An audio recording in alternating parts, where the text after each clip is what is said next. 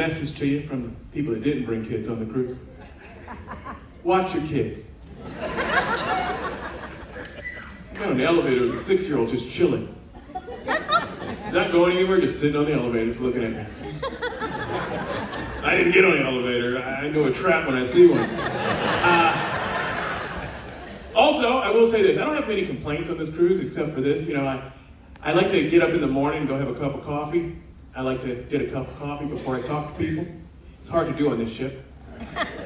Got 15 people going, morning! Morning! Oh, yeah, good morning. Morning! Thank you. Morning! Shut up. And also, I'm an adult. I pay my taxes. I'm a grown man.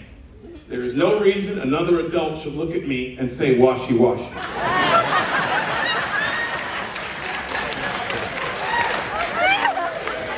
First time I heard it, I thought, oh my God, my family has put me in a nursing home. You went, washy, washy. I went, all right, let's go. Get in there. Get in, do what you gotta do. Oh, my hands. I will say this, you know, and in the buffet, the Windjammer, it's a little frustrating sometimes because you got parents in there with their kids and the kid doesn't know how to use, you know, a pair of tongs. He's just sitting there trying to. You can do it. You can do it. You can do it. Hey, you can teach her this at home.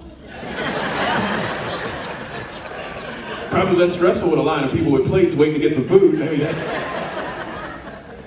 I will say this: before the pandemic, I did a lot of traveling. I talked about Alaska. That was my favorite place. Now I'm going to talk about my least favorite places I traveled to. One would be Detroit, Michigan. Yeah, Detroit, I have a history. First time I went to Detroit, I had my rental car stolen. Second time I went to Detroit, I had my car stolen. Didn't think they could take my car. Had the alarm on, doors locked, windows up. I was in the car, actually. I was at a red light, minding my own business, sitting at the red light. They know the car is in Detroit, because I'm at the light and all I can hear is...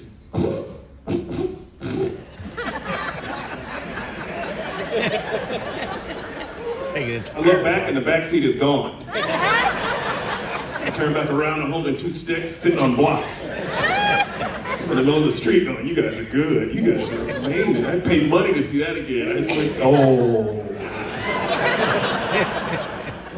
Worst place I traveled to, though, was a little place called Houma, Louisiana.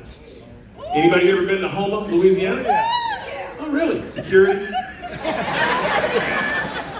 Home is about 50 miles southwest of New Orleans, if that gives you an idea of what year it is there.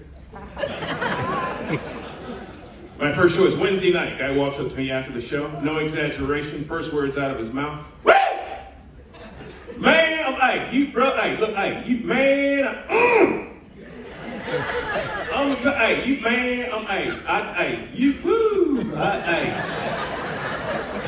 Man, I almost crapped my pants. Okay. You man, hey, look, hey.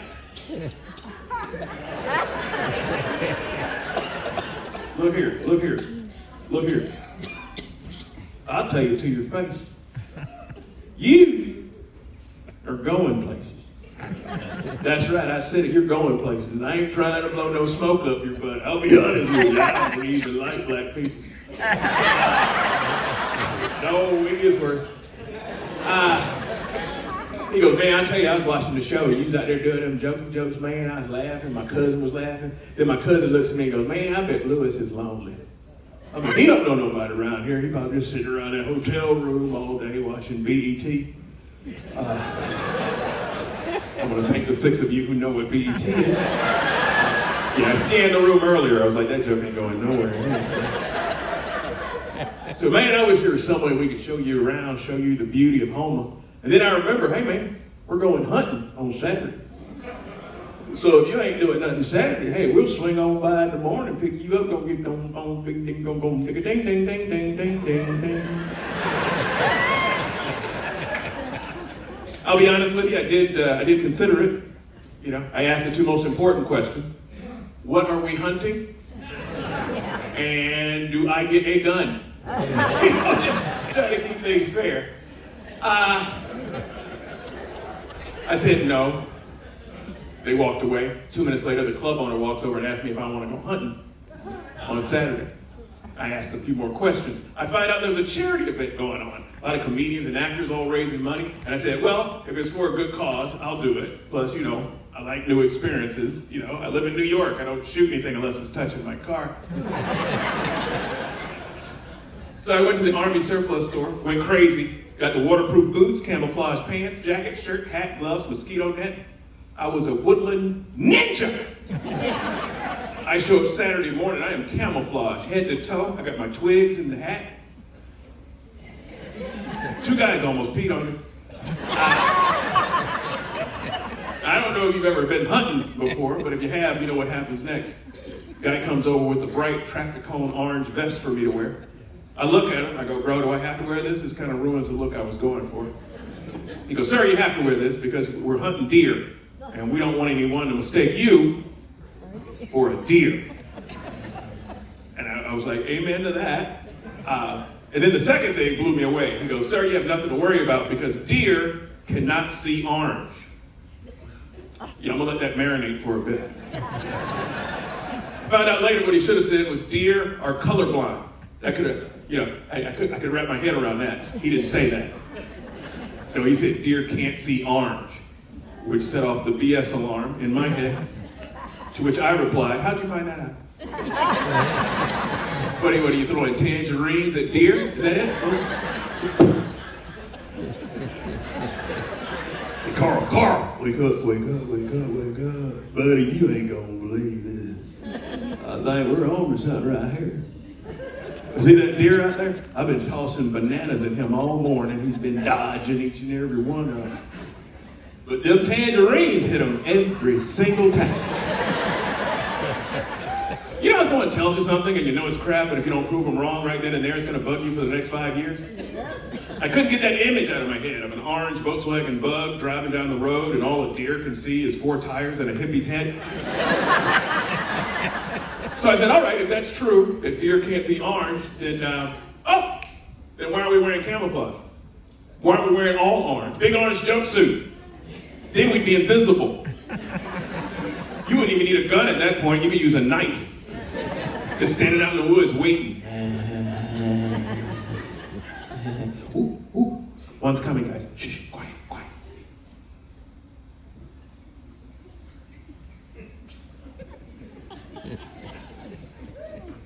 Gotcha. Yeah, didn't see me, did you? Because I'm invisible. Then I realized how stupid that would be. Me running through the woods of Louisiana in an orange jumpsuit.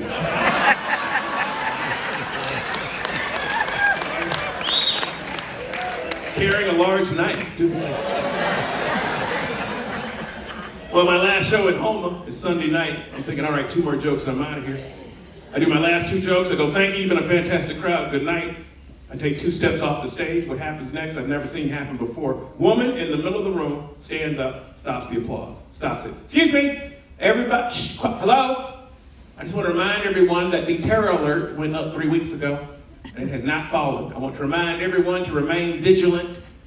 God bless America. Thank you very much. And then she sat back down. Yeah, I had the exact same reaction.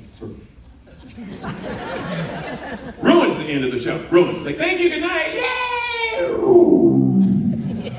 So I felt obligated to walk back on stage. I walk back. I go, ma'am, I don't want to offend you in any way, but you do realize that this is Houma, Louisiana. And though I don't know any terrorists, I'm pretty sure that this isn't high on their hit list. In fact, if I were to blow up all of Houma, Louisiana, we're only talking about $15,000 worth of damage. And there were people in the audience going, man, he knows what he's talking about right there. I mean, Danny's got a new truck, but if he's out of town. Well, I've never seen a woman this old get this angry before in my entire life. She stands up, she goes, you don't know what you're talking about, mister. This is a little tiny town right here on the Gulf of Mexico. Big old ship full of troops could land here, take over Houma like that. Make Houma their base. Next day they take over all of Louisiana. They make Louisiana their base. And from Louisiana as a central position, they take over the rest of the United States of America. How do you feel about that, Mr. Funny Man? And I stopped her right there. I said, ma'am, I know you're not supposed to say never, But that's never gonna happen. Apparently you've forgotten something. Apparently you've forgotten that this is the United States of America, most powerful country on this planet. And it's not because we have more money or we're better looking, no. It's because we have something in this country they don't have in other countries. That's right. I'm talking about rednecks.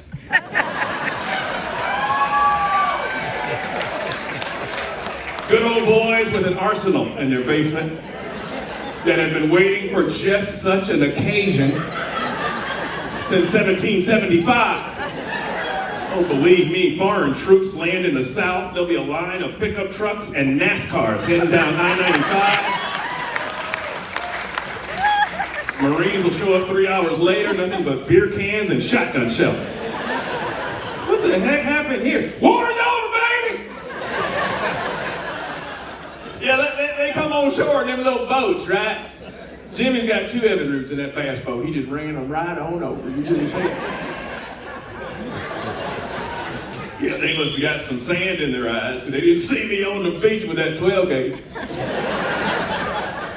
But I'll be honest with you, man, we didn't kill nothing we didn't eat. Try some of this barbecue we got right here. I call it Al Qaeda Q. Go get it right there. Yeah, I use a dry rub, and then I just smoke the evil right off of it. Oh, that tastes like democracy right there. That don't even need sauce. I love how people turn off at the end of that joke. They're like, he's eating somebody. My favorite day of the cruise is tomorrow. That's my favorite day. I take a folding chair, I sit right next to guest services. I watch people show up with their bill, angry. It's the best entertainment of the week. I don't believe it. This makes no sense at all. I did not drink this much. And who is gratuity? Because like he's drinking more than I am.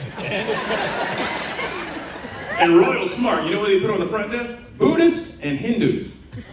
Yeah, because you can't upset a Buddhist. You can try your best, you can't. People show up with their bill. What in the world is wrong with my bill? Well, don't worry, sir. I'm sure we're going to find out what the problem is. What seems to be the problem? I'll tell you what the problem is. I don't understand half the stuff on this bill. There's all kind of stuff, right? I don't, carpet tax. What is carpet tax? Well, let's find out, okay? Carpet tax. Carpet tax.